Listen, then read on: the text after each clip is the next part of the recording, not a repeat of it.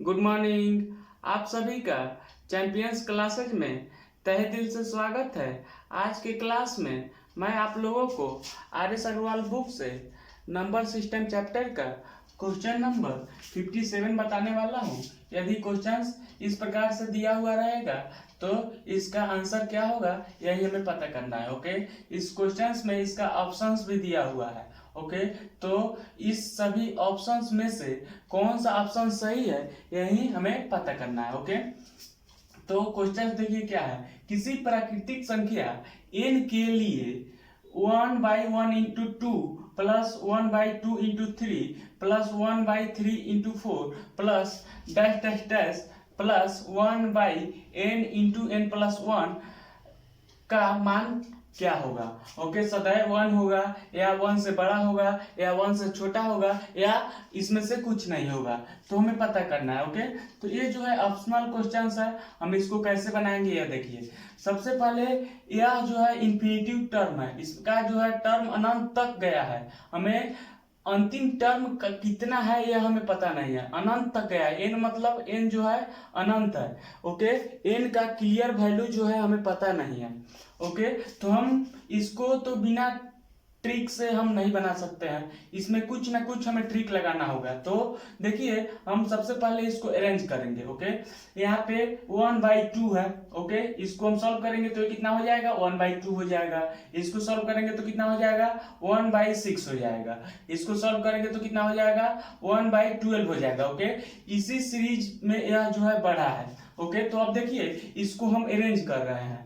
Okay, तो 1/2 को हम क्या लिख सकते हैं, यह देखिए 1/2 को हम 1/1 माइनस 1/2 लिख सकते हैं। ओके, देखिए यहाँ पे जो है 1/2 आया है, तो 1/2 को हम ऐसे लिख सकते हैं कि 1/1 माइनस 1/2। ओके, इसको सॉल्व करेंगे तो कितना हो जाएगा एलसीएम 2 हो जाएगा और 2 में से 1 को सब्ट्रैक्ट करेंगे तो 1/2 हो जाएगा, यानी कि इसके बदले में हम ऐसे लिख सकते हैं। ओके, यहाँ पे प्लस है तो यहाँ पे प्लस देंगे और इसके बदले में हम क्या लिख सकते हैं 1/2 माइनस 1/3 लिख देंगे और इसको सॉल्व करेंगे तो कितना हो जाएगा 1/6 के बराबर हो जाएगा। ओके, अरेंज हम कर रहे हैं, इसको हम कैसे लिखेंगे 1/2 माइनस 1/3 लिख देंगे। ओके, यहाँ पे प्लस है तो प्लस दे देंगे और इसको हम कैसे अरेंज करेंगे 1/3 माइनस 1/4। ओके, 1/3 माइनस 1/4 लिख देंगे। अब देखिए इसको हम अरेंज कर रहे हैं, क्यों अरेंज कर रहे हैं, इसीलिए अरेंज कर रहे हैं ताकि यह जो है इसका कुछ टर्म कट जाए। ओके, और कुछ टर्म कट जाने से इसका सिंप्लीफिकेशन जो होगा वो बहुत इजी हो जाएगा। ओके, अब देखिए अब यहाँ पे प्लस है तो प्लस और डैश डैश डैश दिया हुआ है तो डैश डैश डैश और फिर यहाँ पे प्लस है तो प्लस दे देंगे और इसको हम कैसे सॉल्व कर सकते हैं, देखिए 1/n minus 1/n plus 1। Okay, यानी कि 1/n में से हम 1/n प्लस 1 को सब्ट्रैक्ट करेंगे तो कितना आ जाएगा इसके बराबर आ जाएगा। ओके, तो हम इस क्वेश्चंस को इस तरह से अरेंज कर सकते हैं। ओके, और ऐसा अरेंज करने से इस क्वेश्चंस पे कोई भी प्रभाव नहीं पड़ेगा, यानी कि जितना वैल्यू इसका आएगा उतना ही वैल्यू जो है इसका आएगा। ओके, यानी कि जितना आंसर इसका आएगा सॉल्व करने पे उतना ही आंसर जो है इसका आएगा, यानी कि इस सभी के बदले में हम इसको लिखे हैं। ओके, 1/2 के बदले में 1/1 माइनस 1/2 लिख दिए हैं। ओके, 1/6 के बदले में 1/2 माइनस 1/3 लिख दिए हैं। ओके, वैसे ही इसके बदले में ये वाला लिख दिए और इसके बदले में ये वाला लिख दिया, यानी कि इसको और इसको सॉल्व करने पे इतना आ जाएगा। ओके, इसको सॉल्व करने पे इतना आ जाएगा, इसको सॉल्व करने पे इतना आ जाएगा। ओके, ऐसे लिखने से यह होगा कि इसका बीच वाला टर्म कुछ कटेगा। जैसे देखिए यहाँ पे 1/2 यहाँ पे निगेटिव है और यहाँ पे 1/2 जो है पॉजिटिव है तो कट जाएगा। ओके, यहाँ पे 1/3 जो है निगेटिव है, यहाँ पे 1/2 जो है 1/3 जो है वो पॉजिटिव है तो कट जाएगा। यहाँ पे 1/4 जो है वो निगेटिव है। ओके, तो आगे भी 1/4 जो हुआ होगा वो पॉजिटिव हुआ होगा तो कट जाएगा। ओके, अब देखिए इस फर्स्ट वाले टर्म में, ओके फर्स्ट वाले टर्म में लास्ट फ्रैक्शंस कटा है। ओके, तो इस लास्ट वाले टर्म में इसका फर्स्ट फ्रैक्शन कटेगा। ओके, मैं पिछले क्लास में क्वेश्चंस को सॉल्व करते हुए बताया था कि यदि फर्स्ट टर्म का अगर न्यूमिनेटर कटेगा तो लास्ट वाले का डिनोमिनेटर कटेगा। ओके, वैसे ही फर्स्ट वाले फ्रैक्शंस का अगर डिनोमिनेटर कटेगा तो लास्ट वाले फ्रैक्शंस का क्या कटेगा, नोमिनेटर कटेगा। ओके, यानी कि यह जो है रिवर्स हो जाता है। वैसे ही अब यहाँ पे देखिए इस फर्स्ट वाले टर्म में इसका जो है लास्ट फ्रैक्शंस कटा है, वैसे ही लास्ट टर्म में इसका जो है फर्स्ट फ्रैक्शन कटेगा। ओके, तो अब देखिए इसमें बच क्या जा रहा है, ये सभी टर्म आपस में कट गया है, अब इसमें बच क्या जा रहा है, यह देखिए बच जा रहा है 1, यानी कि 1/1 के बदले में हम 1 लिख सकते हैं। ओके, और यहाँ पे माइनस है तो माइनस लिखेंगे, और क्या बच जा रहा है 1/n + 1। ओके, यानी कि यह जो है इतना बच गया, बीच वाला सभी टर्म कट गया है और बच क्या गया है 1 - 1/n + 1। ओके, अब देखिए 1 में से अगर हम कुछ भी सब्ट्रैक्ट करेंगे तो जरूर ही वह 1 से कम आएगा। यहाँ पे सोचने वाली बात क्या है कि 1 में से अगर हम कोई भी नंबर को सब्ट्रैक्ट करते हैं तो क्या आएगा, 1 से वह हमेशा छोटा ही आएगा। इस बात को आप लोगों को हमेशा ध्यान देना होगा कि अगर हम 1 में से कुछ भी सब्ट्रैक्ट करते हैं तो सदैव जो है वह 1 से छोटा ही आएगा। ओके, तो यानी कि यहाँ पे हम 1 में से अगर इस नंबर को सब्ट्रैक्ट करते हैं तो 1 से छोटा ही आएगा। ओके, तो यह जो है सदैव जो है 1 से छोटा ही आएगा, यानी कि ऑप्शन नंबर सी जो है इसका सही है। और यहाँ पे जो सॉल्व करेंगे तो यह जो है कितना आएगा, 1 से हमेशा जो है यह कितना आएगा, छोटा ही आएगा। ओके, यानी कि n जो होगा वह सदैव 1 से क्या होगा, छोटा ही होगा। ऐसे भी आप समझ सकते हैं कि 1 डिवाइडेड बाई n की जगह पे अगर आप कोई भी नंबर को रखते हैं, ओके, और +1 करेंगे तो इसको आप डिवाइड अगर करेंगे तो यह सदैव जो है 1 से छोटा ही आएगा। ओके, तो आप ऐसे भी समझ सकते हैं, या 1 में से अगर आप इसको सब्ट्रैक्ट करेंगे तो 1 से छोटा ही आएगा। ओके, या इसको देखिए, इसको अगर n की जगह पे हम कोई भी नंबर रख लेते हैं 1 2 3, अगर 1 ही रखते हैं तो 1 होगा, ये 1 + 1 2 हो जाएगा, और 1/2 का वैल्यू कितना हो जाएगा, 1 से छोटा ही होगा। ओके, तो ऐसे भी आप समझ सकते हैं, अगर 1 में से इस नंबर को सब्ट्रैक्ट करेंगे तो वो हमेशा जो है 1 से छोटा ही आएगा। ओके, तो इसका आंसर जो है वो कितना हो जाएगा, सी हो जाएगा, सदैव जो है 1 से छोटा हो जाएगा। ओके, आप लोगों को यह समझ में आ गया होगा। ओके, अब इसको एक बार और समझ लेते हैं। देखिए सबसे पहले क्वेश्चन जो है इस तरह से दिया हुआ है। ओके, तो हम इसको सिंपलेस्ट फॉर्म में अरेंज करेंगे। सिंपलेस्ट फॉर्म में अरेंज करने से यह होगा कि बीच वाला टर्म जो है वो कट जाएगा। ओके, तो हम इसको 1/2 को हम 1 - 1/2 लिख सकते हैं, 1/6 को 1/2 - 1/3 लिख सकते हैं। वैसे ही इस वाले टर्म को 1/n - 1/n + 1 लिख सकते हैं। अब देखिए ये सभी जो है आपस में कट जा रहा है।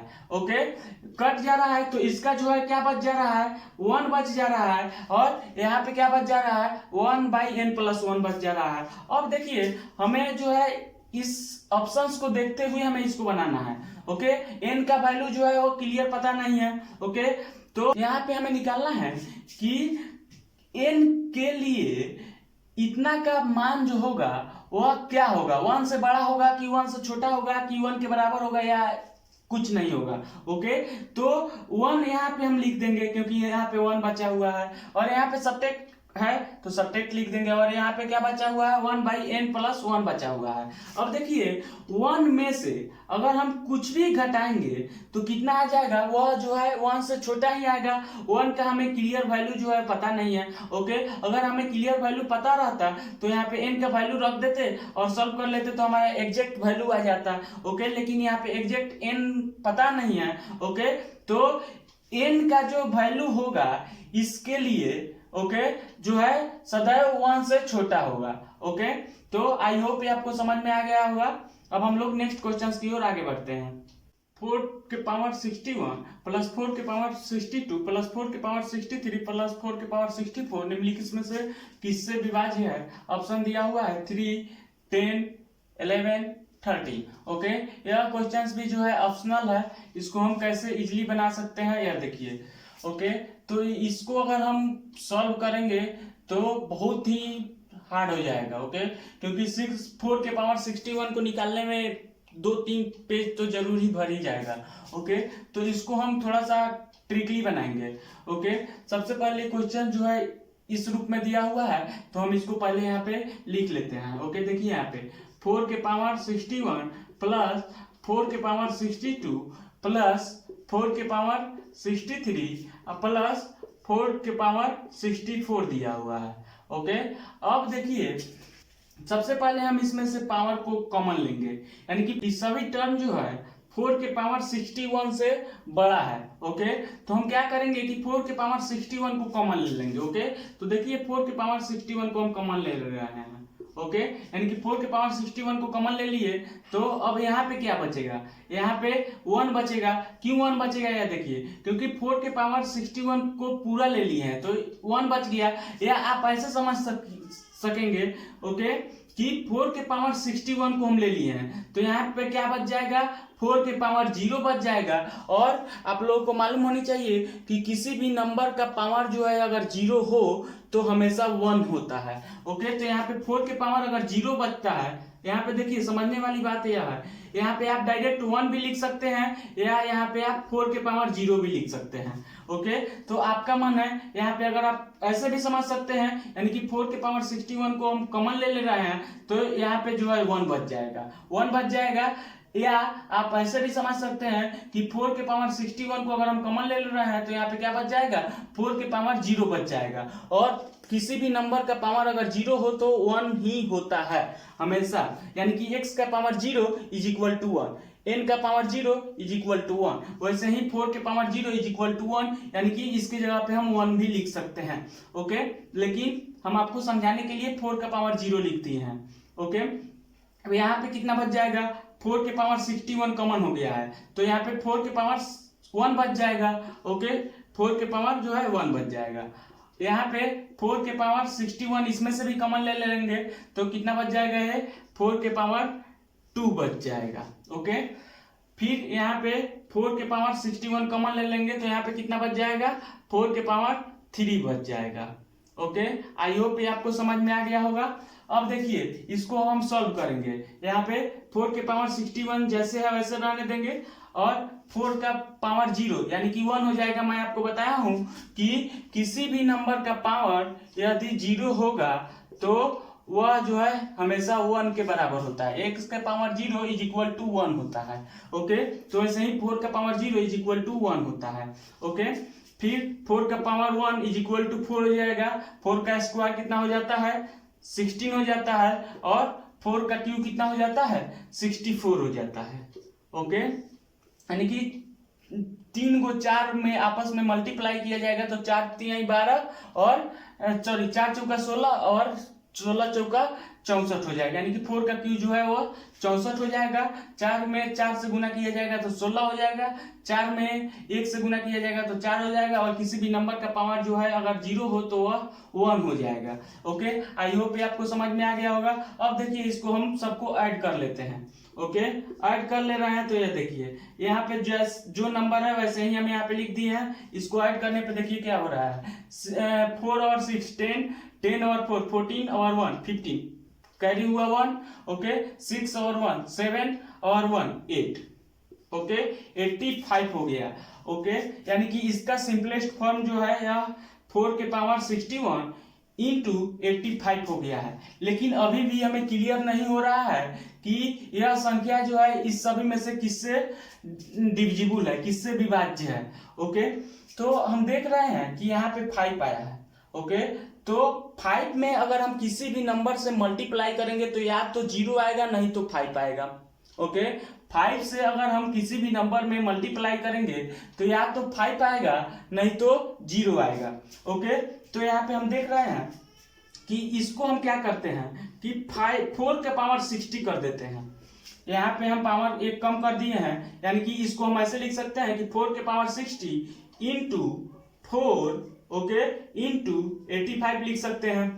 ओके, अभी हम बता रहे हैं कि हम ऐसे क्यों लिख रहे हैं, ऐसे लिखने से क्या होगा, क्योंकि यहाँ पे हम देख रहे हैं कि ऑप्शन में 10 दिया हुआ है। ओके, ऑप्शन में 10 दिया हुआ है तो 4 के पावर अगर हम 60 कर देते हैं तो यह 10 से डिविजिबल हो जाएगा। ओके, यानी कि 4 के पावर अगर 10 रहे, 20 रहे, 30 रहे या 50, 60 कुछ भी रहेगा, यानी कि जिसके पावर के अंत में 0 रहेगा, यानी कि 60, 70, 80 अगर कुछ भी रहता है तो यहाँ पे जो है वो नंबर जो है 10 से एग्जैक्ट डिविजिबल हो जाएगा। यानी कि 4 के पावर अगर 10 रहेगा तो वो जो है 10 से एग्जैक्ट डिविजिबल हो जाएगा। 4 के पावर 60 रहेगा तो 10 से एग्जैक्ट डिविजिबल हो जाएगा। 4 के पावर अगर 50 रहता है तो भी वह 10 से एग्जैक्ट डिविजिबल हो जाएगा। ओके, क्योंकि यहाँ पे 0 है तो इसको हम अगर तोड़ेंगे तो हमेशा लास्ट में 0 ही आएगा, और लास्ट में 0 आता है किसी नंबर के तो वह 10 से एग्जैक्ट डिविजिबल हो जाता है। ओके, तो इसलिए हम इसको यह मान लिए हैं कि यह संख्या जो है यह 10 से एग्जैक्ट डिविजिबल हो जाएगा। यहाँ पे क्लियर नहीं होता कि 4 के पावर 61 जो है वह 10 से डिविजिबल हो रहा है कि नहीं हो रहा है, लेकिन यहाँ पे क्लियर तो हो जा रहा है कि 4 के पावर 60 जो है वह 10 से एग्जैक्ट डिविजिबल हो जाएगा। ओके, इसलिए हम लोगों ने यहाँ पे ऐसे लिखा है। ओके, तो अब इसको सॉल्व करते हैं तो 4 के पावर 60 ओके इंटू इसको मल्टीप्लाई करेंगे तो कितना हो जाएगा, यानी कि 5 4 जा 22 और 8 4 जा 32 और 2 34। ओके, यानी कि 340 हो गया। ओके, अब देखिए यहाँ पे भी लास्ट में 0 आ गया है और ये जो है 10 से एग्जैक्ट डिविजिबल हो जाएगा, तो यह टोटल नंबर जो होगा वह 10 से एग्जैक्ट डिविजिबल होगा कि नहीं होगा, होगा। इसका सही आंसर जो है ऑप्शन नंबर बी हो जाएगा, यानी कि यह संख्या जो होगा यह 10 से एग्जैक्ट डिविजिबल हो जाएगा। ओके, यहाँ पे हम लोगों ने 4 के पावर 61 था तो हम इसको 4 के पावर 60 लिख दिए हैं और इसके साथ 4 से हम मल्टीप्लाई कर दिए हैं। ओके, क्योंकि यहाँ पे हम आपको बताया है कि 5 से किसी भी नंबर में मल्टीप्लाई करेंगे तो या तो लास्ट में यूनिट प्लेस पे 0 आएगा, नहीं तो 5 आएगा। ओके, तो 0 आ रहा है तो वो तो 10 से एग्जैक्ट डिविजिबल हो जाएगा। ओके, और यहाँ पे 4 के पावर 60 है, यानी कि 4 के पावर अगर 10 हो, 20 हो, 30 हो, 50 हो, 60 हो तो वह संख्या जो है 10 से एग्जैक्ट डिविजिबल हो जाएगा। ओके, तो यह संख्या जो है 10 से एग्जैक्ट डिविजिबल हो जा रहा है, तो यहाँ पे जो है इसके यूनिट प्लेस पे 0 है तो यह संख्या भी 10 से एग्जैक्ट डिविजिबल हो जा रहा है, यानी कि टोटल नंबर जो होगा वह 10 से एग्जैक्ट डिविजिबल हो जाएगा। तो आई होप ये आपको समझ में आ गया होगा, बहुत ही सिंपल था। ओके, इसको एक बार और समझ लेते हैं। क्वेश्चन जो है इस फॉर्म में दिया हुआ है और हमें पता करना है कि यह नंबर का जो समेशन आएगा यह किस संख्या से डिविजिबल होगा, या तो 3 से डिविजिबल होगा, नहीं तो 10 से होगा, नहीं तो 11 से होगा, नहीं तो 13 से होगा। ओके, तो हम इसमें से सबसे जो छोटा संख्या है उसको कॉमन ले लिए हैं, यानी कि 4 के पावर 61 को कॉमन ले लिए हैं, तो यहाँ पे 4 के पावर 0 बच गया, यहाँ पे 4 के पावर 1 बच गया, यहाँ पे 4 के पावर 2 बच गया, यहाँ पे 4 के पावर 3 बच गया। अब इसको हम सॉल्व किए हैं तो किसी भी संख्या का पावर अगर 0 रहता है तो 1 वैल्यू होता है, तो 4 के पावर 0 इज इक्वल टू 1, 4 के power 1 is equal to 4, okay, 4 के पावर 2 इज इक्वल टू 16 और 4 के पावर 3 इज इक्वल टू 64 हो गया है। ओके, और यहाँ पे 4 के पावर 61 जैसे है वैसे हम लोगों ने इसको रहने दिया है। अब इस सबको ऐड किए हैं तो कितना आ गया है, 85 आ गया है। अब देखिए हम देख रहे हैं कि यहाँ पे जो है 5 आया है, यानी कि 85 के यूनिट प्लेस पे क्या है, 5 है। तो इस संख्या में अगर हम किसी भी संख्या से मल्टीप्लाई करेंगे तो या तो 0 आएगा, नहीं तो 5 आएगा। ओके, तो 0 नहीं तो 5 आएगा, तो यहाँ पे हम क्या किए हैं कि 4 के पावर 61 है तो इसको हम क्या किए हैं कि इसमें से 1 को सब्ट्रैक्ट कर लिया, यानी कि 4 के पावर 60 कर दिए हैं और इस 4 को यहाँ पे मल्टीप्लाई कर दिए हैं तो कितना आ गया है, 3 के पावर 340 आ गया है। तो 340 जो है वह 10 से एग्जैक्ट डिविजिबल हो जा रहा है और यहाँ पे जो है 4 के पावर 60 बच गया। तो मैं आप लोगों को बताया हूं कि 4 के पावर 10 हो या 4 के पावर 20 हो या 4 के पावर 30 हो, यानी कि 4 का पावर अगर 10 से डिविजिबल कोई भी नंबर हो तो वह संख्या जो होगा वह 10 से एग्जैक्ट डिविजिबल हो जाएगा। ओके, तो यह संख्या जो है यानी कि 4 की पावर 60 जो है यह 10 से भी डिविजिबल है और 340 जो है यह भी 10 से एग्जैक्ट डिविजिबल है। तो यानी कि इसमें इसका मल्टीप्लीकेशन जो होगा वो अभी 10 से एग्जैक्ट डिविजिबल हो जाएगा। आई होप ये आपको समझ में आ गया होगा। अब हम लोग नेक्स्ट क्वेश्चन की ओर आगे बढ़ते हैं। यदि n एक सम संख्या है तो 6 के पावर n -1 निम्नलिखित में से किससे पूर्णतया विभक्त होगा। ओके, ऑप्शन दिया हुआ है 30, सेकेंड ऑप्शन है 36, थर्ड ऑप्शन है 6 और फोर्थ ऑप्शन है 35। ओके, यानी कि 6 के पावर n -1 इस निम्नलिखित में से किससे पूर्णतया विभक्त होगा यदि n जो है वह सम संख्या है। ओके, तो सबसे पहले हमें मालूम होनी चाहिए कि सम संख्या क्या होता है। तो सम संख्या 2, 4, 6 यानी कि 2 के टेबल में जो भी होता है वह सम संख्या होता है। ओके, तो 2, 4, 6, 8, 10, 12 ये सब जो है वह क्या है, इवन नंबर है यानी कि सम संख्या है। ओके, तो यहाँ पे दिया हुआ है कि 6 के पावर n -1 ओके किससे विभाजित होगा यदि n जो है if n is even number. Okay, अब देखिए इवन नंबर जो है 2 से स्टार्ट होता है, तो हम सबसे छोटा इवन नंबर रख करके देख रहे हैं। जैसे यहाँ पे n जो है इवन नंबर होगा, लेकिन n का एग्जैक्ट वैल्यू नहीं दिया हुआ है कि वह कौन सा इवन नंबर होगा। यह क्वेश्चन नहीं कह रहा है कि 2 होगा कि 4 होगा कि 6 होगा। तो हम सबसे छोटा इवन नंबर रख करके यहाँ पे देख रहे हैं। तो देखिए 6 के पावर हम 2 रखेंगे। क्यों 6 के पावर 2 रखेंगे? क्योंकि यहाँ पे n का वैल्यू हमें इवन नंबर ही रखना है, तो हम सबसे छोटा इवन नंबर रख रहे हैं। ओके, -1। ओके, अब इसको हम सॉल्व करेंगे तो कितना हो जाएगा, 6 का स्क्वायर कितना होता है 36 -1 यानी कि 36 में से 1 को सब्ट्रैक्ट करेंगे तो कितना हो जाएगा 35 हो जाएगा।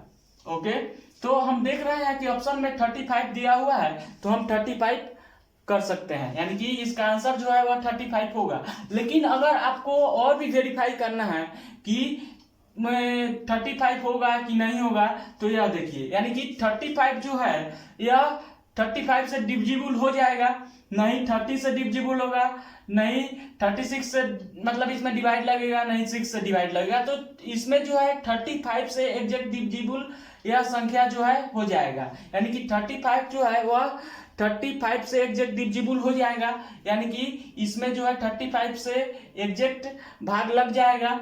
ओके, तो इसका आंसर जो है कितना हो जाएगा, डी हो जाएगा, यानी कि 35 हो जाएगा। लेकिन अगर हम इसमें और भी हम वैल्यू रख करके चलते हैं, जैसे यहाँ पे देखिए 6 के पावर n दिया हुआ है, तो 6 के पावर हम 4 करते हैं। ओके, 6 के पावर 4 हम क्यों कर रहे हैं, क्योंकि हमें यहाँ पे n की जगह पे इवन नंबर रखना है। तो एक बार हम 2 को रख दिए हैं, एक बार हम 4 को रख रहे हैं। 4 -1 करेंगे, यानी कि 6 के पावर 4 -1 करेंगे तो ये कितना हो जाएगा 6 का स्क्वायर 36 और फिर 6 का स्क्वायर कितना हो जाएगा 36 और यहाँ पे -1 है तो -1 हो जाएगा। ओके, अब हम 36 में 36 से मल्टीप्लाई करेंगे तो कितना हो जाएगा 36, 3 36 का 18, 18 दूनी 36 और 3 39। ओके, 3 और 3 3 9 और 3 12। ओके, यानी कि 36 में 36 से मल्टीप्लाई करेंगे तो कितना हो जाएगा 1296 हो जाएगा, और 1296 में से 1 को सब्ट्रैक्ट करेंगे तो कितना हो जाएगा यह 1295 हो जाएगा। ओके, यह जो है कितना हो जाएगा 1295 हो जाएगा। तो अब देखिए 1295 है, क्या यह 35 से डिविजिबल है कि नहीं है। ओके, क्योंकि 1295 में 35 से एग्जैक्ट भाग लग जाएगा। ओके, तो n की जगह पे अगर हम कोई भी इवन नंबर रखेंगे तो यह 35 से एग्जैक्ट डिविजिबल हो जाएगा। ओके, तो यहाँ पे हम अगर 4 रखे हैं तो 1295 आ रहा है, तो 1295 जो है यह 35 से एग्जैक्ट डिविजिबल है।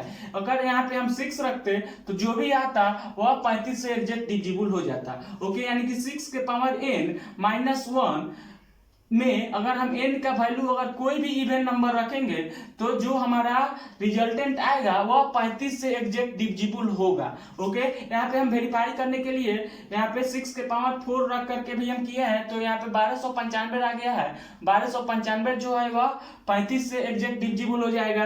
वैसे ही हम अगर यहाँ पे 6 के पावर 6 रख करके सॉल्व करते तो कुछ आता जो 35 से एग्जैक्ट डिविजिबल हो जाता है। ओके, तो n के जगह पे अगर हम कोई भी इवन नंबर रखेंगे तो जो भी और इसको सॉल्व करेंगे तो जो भी जो है नंबर आएगा वह 35 से एग्जैक्ट डिविजिबल हो जाएगा। तो इसका आंसर कितना हो जाएगा? ऑप्शन नंबर डी हो जाएगा 35। ओके, यानी कि 35 से एग्जैक्ट डिविजिबल हो जाएगा। यदि इसमें हम n का वैल्यू अगर कोई भी इवन नंबर रखेंगे तो जो भी रिजल्टेंट आएगा वह 35 से एग्जैक्ट डिविजिबल हो जाएगा। आई होप ये आपको समझ में आ गया होगा। हम लोग अब नेक्स्ट क्लास में नेक्स्ट क्वेश्चन के साथ मिलेंगे, तब तक के लिए जय हिंद।